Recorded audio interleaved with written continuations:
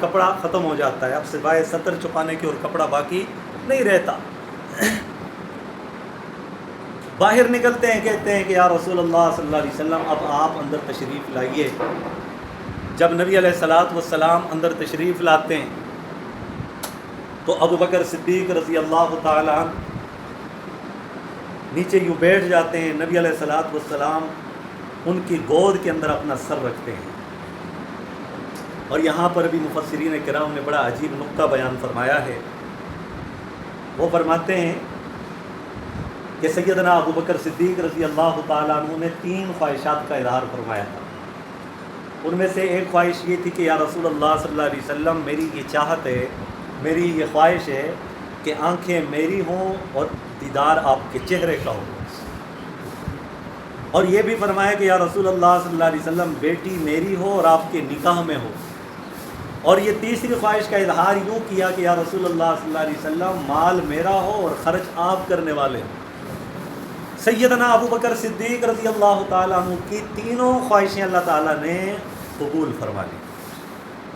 نبی علیہ الصلاۃ والسلام کے نکاح میں ابو بکر صدیق رضی اللہ تعالیٰ عنہ کی بیٹی حضرت عائشہ صدیقہ رضی اللہ تعالیٰ عنہ نکاح میں، اور پھر سیدنا ابو بکر صدیق رضی اللہ تعالیٰ عنہ نے اپنے مال کو رسول اللہ صلی اللہ علیہ وسلم کے قدموں میں لا کر نچھاور کر دیا، کہا یا رسول اللہ صلی اللہ علیہ وسلم یہ مال ابو بکر کا نہیں ہے، آپ جس طرح چاہیں اس کو خرچ فرما دیں۔ اور تیسری خواہش قبول کرنے کا اللہ تعالیٰ نے یہ موقع عطا فرمایا تھا۔ اور بعض مفسرین کرام محققین ایک نقطہ یہ بھی بیان کرتے ہیں کہ اللہ تبارک و تعالیٰ نے سیدنا ابو بکر صدیق کی اس خواہش کو پورا فرمایا اس انداز کے اندر جس طرح کہ رحل کے اوپر قرآن ہوتا ہے، جس طرح کہ رحل کے اوپر قرآن ہوتا ہے، اس قرآن کو محبت کی نگاہوں سے دیکھا جاتا ہے، اس قرآن مجید کو پڑھا جاتا ہے، اس قرآن مجید پر غور و فکر کیا جاتا ہے، اس قرآن مجید کو آنکھوں سے لگایا جاتا ہے، سینے سے لگایا جاتا ہے۔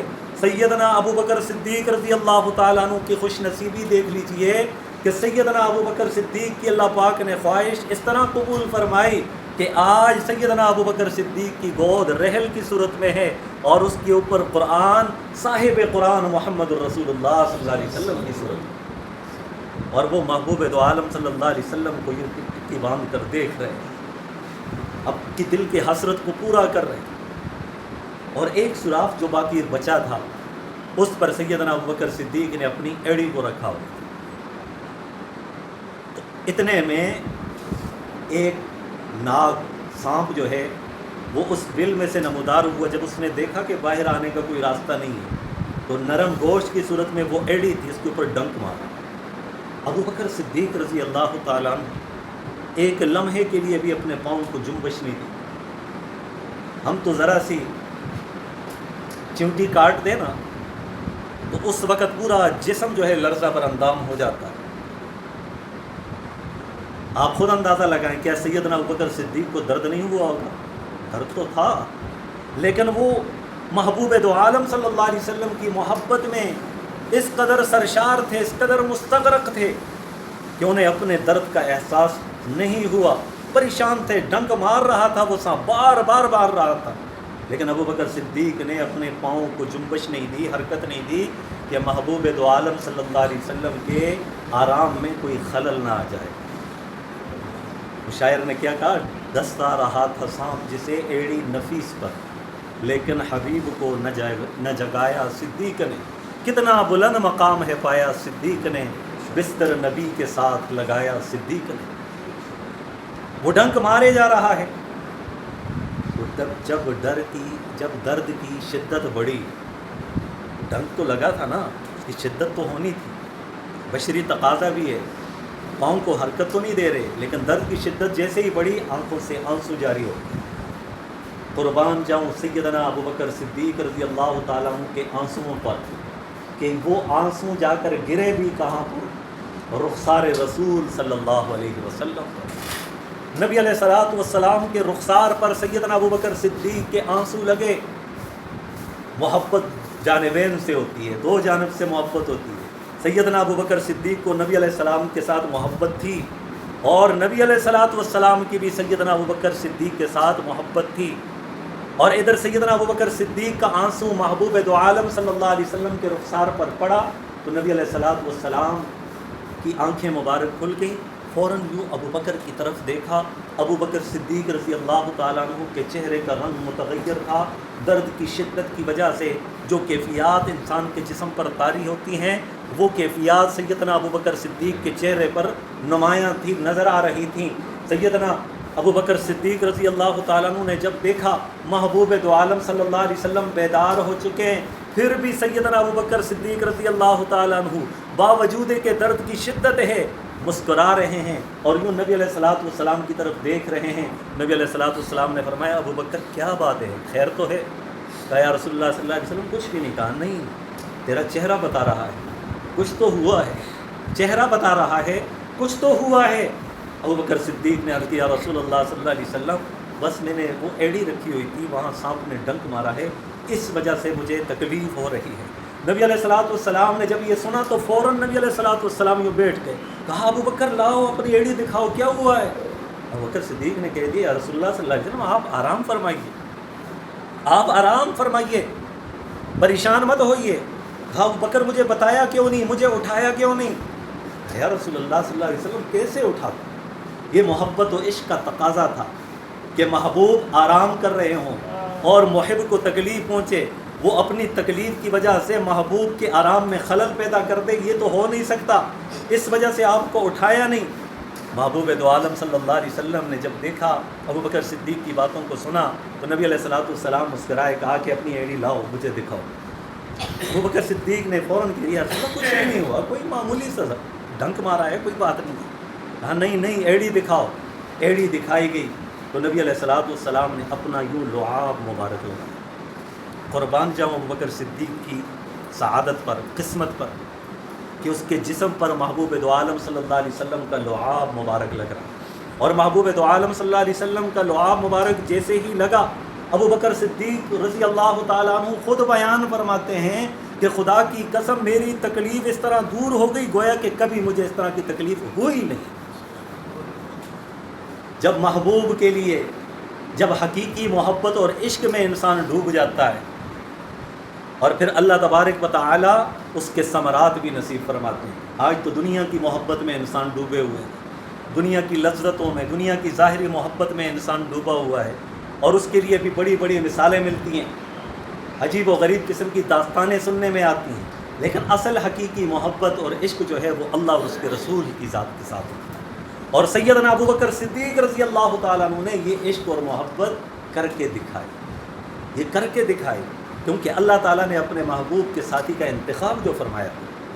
تو بہرحال سیدنا ابوبکر صدیق رضی اللہ تعالیٰ عنہ نبی علیہ الصلوۃ والسلام کے ہمراہ 3 راتیں اس غار کے اندر۔ ادھر مکے والوں کو پتہ چلا، راستے میں کھڑے ہوئے وہ بندے نوجوان ہاتھوں میں تلوار لیے ہوئے انتظار کر رہے ہیں۔ کسی نے بتایا کہ بھئی کس کا انتظار کر رہے ہو؟ انہوں نے کہا کہ بھئی ہم تو یہاں پہ جمع ہیں کہ نعوذ باللہ کہ ہم محمد صلی اللہ علیہ وسلم کا خاتمہ کریں گے۔ انہوں نے کہا کہ تم اپنی فکر کرو، وہ تو یہاں سے جا چکے ہیں۔ کہا یہ تو ہو ہی نہیں سکتا، ہم تو جاگے رہے، ہم تو کھڑے رہے، ہم تو سوئے بھی نہیں، ہم تو بیٹھے بھی نہیں، ادھر ادھر گئے بھی نہیں، تو کیسے ہوا؟ کہا اس بات کو چھوڑو، اپنے سر کی طرف دیکھو۔ سر کی جانب دیکھا تو ان کی خاک پڑی ہوئی تھی۔ جب وہ اندر گئے تو دیکھا کہ سیدنا علی المرتضیٰ رضی اللہ تعالیٰ عنہ اندر چادر آرام کیے ہوئے لیٹے ہوئے ہیں، چادر تان کر لیٹے ہوئے ہیں۔ انہوں نے دیکھا سیدنا علی المرتضیٰ رضی اللہ تعالیٰ عنہ، پوچھنے لگے کہ آپ کا ساتھی کدھر ہے؟ کہا کہ جہاں جانا تھا چلے گئے۔ کدھر جانا تھا؟ جس جانب گئے ہیں وہی جانا تھا۔ اب انہوں نے کہہ دیا، باہر جا کے سرداروں کو بتایا کہ ہم اپنے مشن کے اندر ناکام ہو گئے، کیونکہ جس کام کے لیے ہمارا انتخاب کیا تھا ہم نے اس کام کو پورا کرنے کے لیے کوئی کسر باقی نہیں چھوڑی۔ ہم وہاں سے ہٹے بھی نہیں، تھکے بھی نہیں، بیٹھے بھی نہیں، سوئے بھی نہیں، بھاگے بھی نہیں، لیکن پھر بھی وہ چلے گئے۔ ابو جہل نے اعلان کر دیا، کہا کہ وہ لوگوں سن لو، اس قدر غصہ، کہا کہ سن لو، جس نے مجھے نبی علیہ الصلوۃ والسلام کی اور ابوبکر صدیق کی خبر دی، ان کے متعلق بتلایا تو ان کو میں 100 سرخ اونٹ دوں گا، 200 اونٹ دوں گا، دونوں کے متعلق 200 سرخ اونٹ۔ عرب کا اس وقت سب سے بڑا سرمایہ یہی چیز تھی، اور اس وقت یہ اعلان کیا گیا جب لوگوں کی ضرورت بھی زیادہ تھی، انعام کا لالچ سن کر سارے لوگ متحرک ہوئے۔ اب سب نے کہا کہ بھئی اتنا بڑا انعام مل رہا ہے، چلو میں بھی ڈھونڈتا ہوں، دوسرے نے کہا میں بھی ڈھونڈتا ہوں، تیسرے نے کہا میں بھی ڈھونڈتا ہوں۔ اور پھر ادھر ابو جہل نے صرف اعلان نہیں کیا، کھوجیوں کو بلایا، کھوجیوں کو بلایا جو پاؤں کے نشانات کا علم رکھنے والے تھے اس دور کے اندر۔ اب بھی اس دور کے اندر بھی اس طرح پاؤں کی کھوج لگانے والے موجود ہیں، لیکن کئی اس طرح کے ہیں کہ وہاں پر حقیقتاً 100% اس کے نتائج تک نہیں پہنچ سکتے۔ لوگ اندازے کے ساتھ تخمینہ لگاتے ہوئے یہ معاملات کرتے ہیں، جس طرح ان کو آرمی ڈاگس کا نام دیا جاتا ہے، جو کسی کی چوری ہو جاتی ہے اس کو بتلایا جاتا ہے یہ وہ، تو کسی حد تک کوئی نہ کوئی صورت میں وہ بہتر ثابت بھی ہوتے ہیں، لیکن اکثر و بیشتر واقعات میں وہ جھوٹے بھی ثابت ہوتے ہیں۔ تو بہرحال یہ پہلے اس زمانے کے اندر پاؤں کے نشانات کا علم رکھنے والے لوگ موجود تھے۔ پہلے زمانے کے اندر تو لوگ انہی چیزوں پر انحصار کرتے تھے، گھڑیاں نہیں ہوتی تھی، سائے کو دیکھ کر وقت کا تعین کرتے تھے، راستے میں جاتے تھے کوئی ان کے پاس اس طرح کا آلہ موجود نہیں ہوتا تھا کہ راستوں کا پتہ چلتا کہ مشرق کس جانب ہے، شمال کس جانب ہے، بس ستاروں کو دیکھ کر راستے کا تعین کیا کرتے تھے وہ لوگ۔ اور ایسے ایسے لوگ تھے صبح کے وقت اٹھ کر آسمان کی طرف ستاروں کو دیکھتے پتہ چلتا کہ بھئی سحری کا وقت ہے یا ختم ہونے والا ہے۔ اور ہمارے اس دور کے اندر بھی ایسے جو پرانے بزرگ جو موجود ہیں انہیں بھی پتہ ہے، جب وہ آسمان کی طرف دیکھتے انہیں پتہ چل جاتا، اور یوں بھی دیکھتے تھے کہ بھئی ٹھنڈا ستارہ چڑھ گیا ہے، اب سردی شروع ہونے والی ہے۔ تو یہ ایک علم ہے۔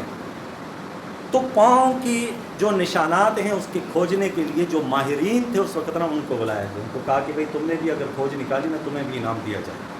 اب وہ بھی کھوج میں پڑ گئے، اور اس قدر وہ ماہر تھے کہ وہ اسی راستے کے اوپر چل پڑے جو راستہ غار ثور کی طرف جاتا۔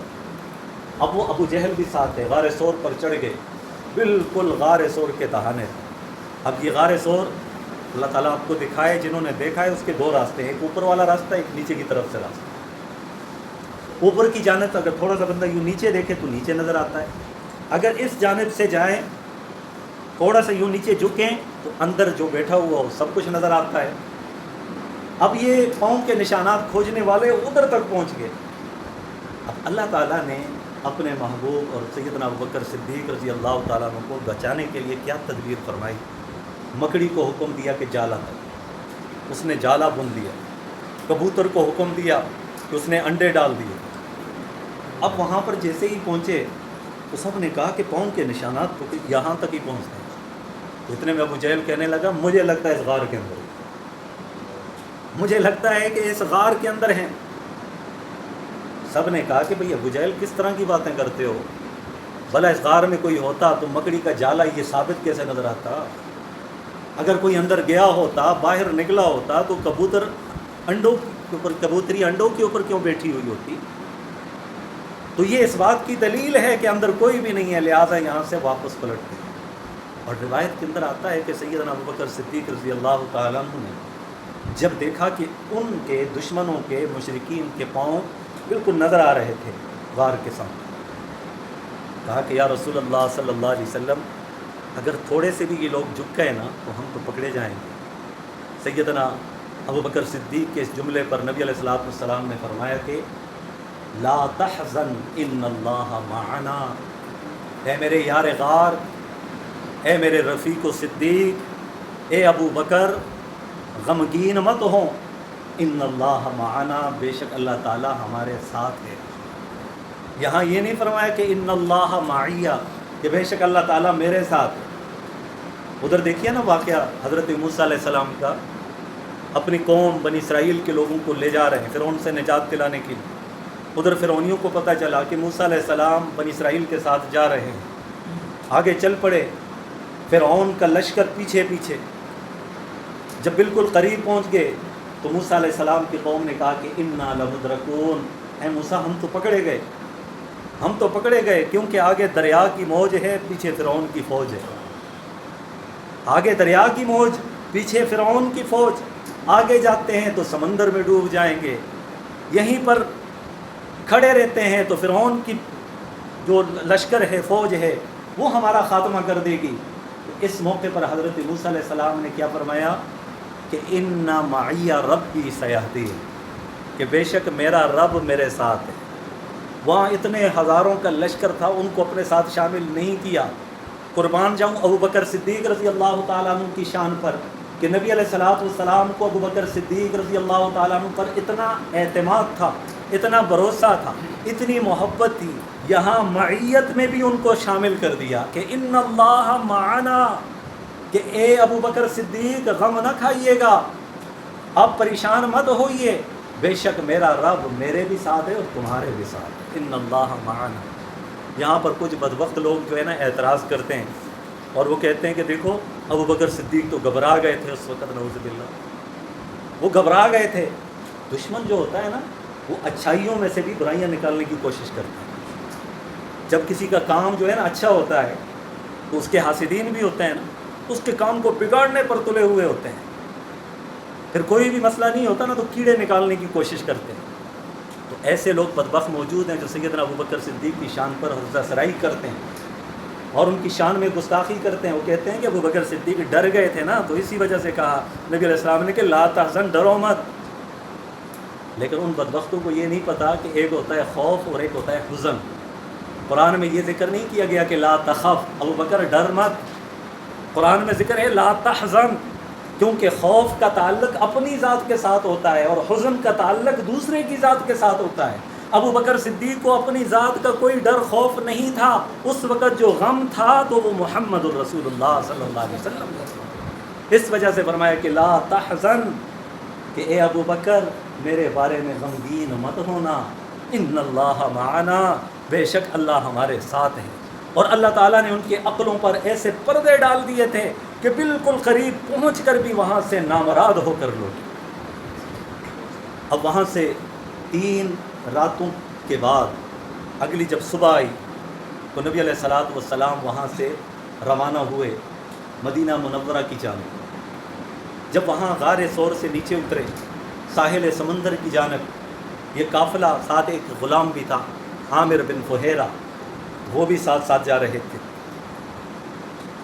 تو جب جانے لگے تو کچھ لوگوں نے وہاں ابو جہل کو اطلاع دی، کہنے لگے کہ ہم نے ساحل سمندر پر کسی کو جاتے ہوئے دیکھا، ساحل سمندر پر کسی کو جاتے ہوئے دیکھا ہے، تو اس لیے ساحل سمندر کی طرف ہم جائیں تو انہیں پکڑ لیں گے۔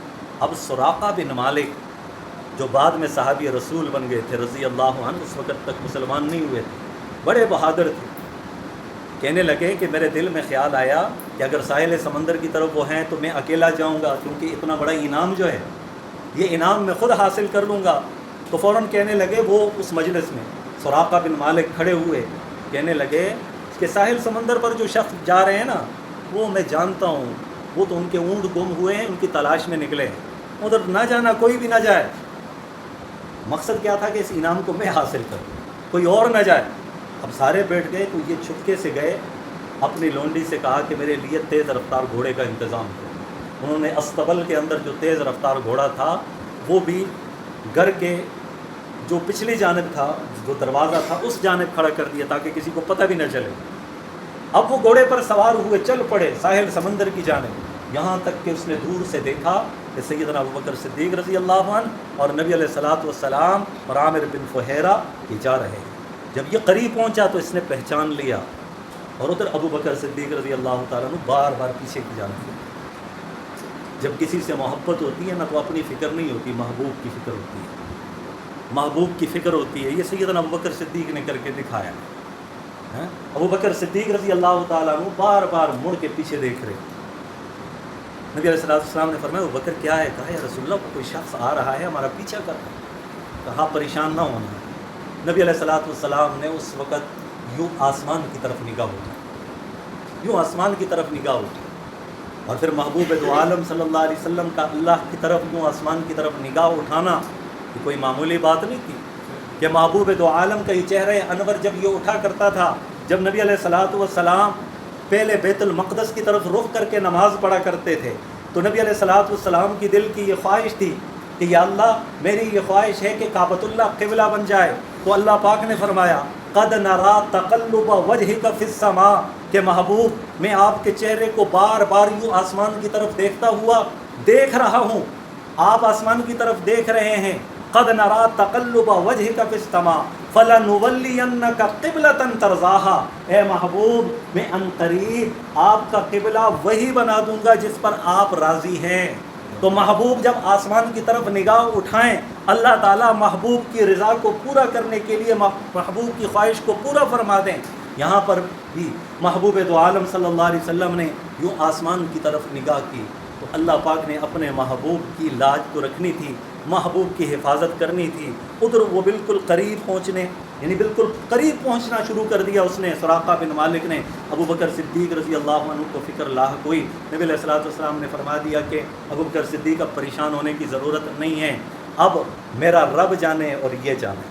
اب اللہ پاک نے جیسے ہی حکم دیا، اللہ پاک کے تو حکم کے تابع ساری چیزیں ہیں نا، ذرہ ذرہ قطرہ قطرہ، کائنات کی ایک ایک چیز میرے اللہ کے حکم کے تابع ہے، میرے اللہ کے حکم کے بغیر ایک پتہ بھی نہیں ہل سکتا۔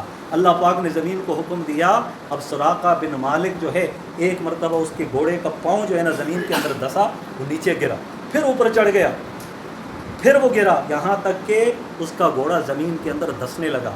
اس نے فوراً کہا کہ مجھے معاف کر دیجیے، میں آپ کے پیچھے نہیں آتا ہوں، اب مجھے معاف کر دیجیے، میں آپ سے معافی کا خواستگار ہوں۔ تو نبی علیہ الصلوۃ والسلام نے فرمایا کہ ٹھیک ہے، اگر تم معافی چاہتے ہو تو تمہیں معافی ملتی ہے۔ وہ فوراً کہنے لگا آپ اس طرح کریں، آگے راستے پہ جائیں گے تو میرا ایک جاننے والا بندہ ہے، ادھر میری ملکیت میں بکریاں بھی ہیں، آپ کو بکریاں بھی دے دوں گا، ساری چیزیں دے دوں گا، آپ کو مل جائے گا، مجھے معاف کر دیں۔ نبی علیہ الصلوۃ والسلام نے فرمایا کہ مجھے کسی چیز کی بھی ضرورت نہیں ہے۔ آپ صلی اللہ علیہ وسلم نے فرمایا کہ ہاں ایک کام ضرور کرنا، ہمارے متعلق کسی کو خبر نہ دینا۔ اس نے کہا کہ بھئی میں آپ کے متعلق کسی کو خبر نہیں دوں گا۔ جب وہ وہاں سے جانے لگا، واپس پلٹا، اس نے دل کے اندر سوچا کہ یہ ابھی تو جا رہے ہیں، اللہ پاک نے اس کے دل کو روشن کر دیا، دل کو، اس کے سینے کو کھول دیا تھا۔ فوراً دل کے اندر خیال آیا اور کہنے لگا کہ یہ ابھی یہاں سے نہتے جا رہے ہیں اور پیچھے اتنی دنیا پڑی ہوئی ہے اور یہ بخیر و عافیت یہاں سے نکل رہے ہیں، مجھے لگتا یہ ہے کہ کل کو یہ واپس فاتح بن کے آئیں گے، مکہ مکرمہ کو فتح کر دیں گے۔ فوراً کہنے لگے جب آپ مکہ کے فاتح بن کر آئیں گے تو مجھے اس وقت امان دیں، مجھے اس وقت امان چاہیے۔ تو آپ صلی اللہ علیہ وسلم نے فرمایا کہ آپ ٹھیک ہے، جب ہم فاتح بن کے آئیں گے تو آپ کو امان ضرور دی جائے گی۔ کہا اس طرح نہیں، مجھے لکھ کر دیں۔ تو نبی علیہ السلام نے عامر بن فہیرہ کو حکم دیا، اس نے وہ وہاں پر ایک رکے کے اندر لکھا کہ جب مسلمان فاتح بن کے آئیں گے، نبی علیہ السلام مکہ کو فتح کرنے کے لیے آئیں گے، اس وقت سراقہ بن مالک کو امان دی جائے گی۔ سراقہ بن مالک نے وہ ٹکڑا جو ہے اپنے جیب کے اندر رکھا اور وہاں سے پلٹنے لگا۔ نبی علیہ السلام نے فرمایا سراقہ اس سے بھی عجیب بات نہ بتاؤں، اس سے بھی بڑی عجیب بات نہ بتاؤں، میں تمہارے ہاتھ میں کسریٰ ہرمز بادشاہ کے کنگن کو دیکھ رہا ہوں۔ وہ مسکرانے لگا، کون کسریٰ کا بادشاہ؟ وہ ہرمز جس کے بڑے بڑے چرچے ہیں اور اس کے کنگنوں کے تو تذکرے تو بڑے ہی بڑے ہیں، اس کے لباس کے جو ہے نا تذکرے ہیں، بھلا مجھے، لیکن بہرحال دل مطمئن ہوا کہ یہ وہ کوئی عظیم ہستی بتا رہی ہیں، کوئی عام ہستی نہیں بتا رہی ہیں۔ اور پھر وقت نے یہ ثابت کر کے دکھایا، سیدنا عمر فاروق، بس بات کو ختم کرتا ہوں، سیدنا عمر فاروق رضی اللہ تعالیٰ عنہ کے دور خلافت میں جب کسریٰ فتح ہوا تو پھر وہ کنگن جو ہے ان کو سراقہ بن مالک کو پہنائے گئے، اور ساتھ یہ بھی کہا گیا کہ مردوں کے لیے سونا پہننا جائز تو نہیں ہے، لیکن نبی علیہ الصلوۃ والسلام کی چونکہ پیشن گوئی تھی، اس کو وہ ثابت ہونا ضروری ہے، اس وجہ سے آپ یہ کنگن پہن لیں۔ اور پھر اس وقت سراقہ بن مالک نے وہ کنگن پہنے، پھر نبی علیہ الصلوۃ والسلام وہاں سے آگے تشریف لے گئے، معبد کا ذکر ہوا، ابو معبد کا ذکر، پھر اس کے بعد قبیلہ بنو اسلم، ابو بریدہ اسلمی کے ساتھ ملاقات ہوئی، پھر مسجد قباء کا قیام کیا گیا۔ یہ واقعات انشاءاللہ زندگی رہی تو اگلے جمعے کے اندر ان کا بیان کیا جائے گا۔ اللہ تبارک و تعالیٰ سے دعا ہے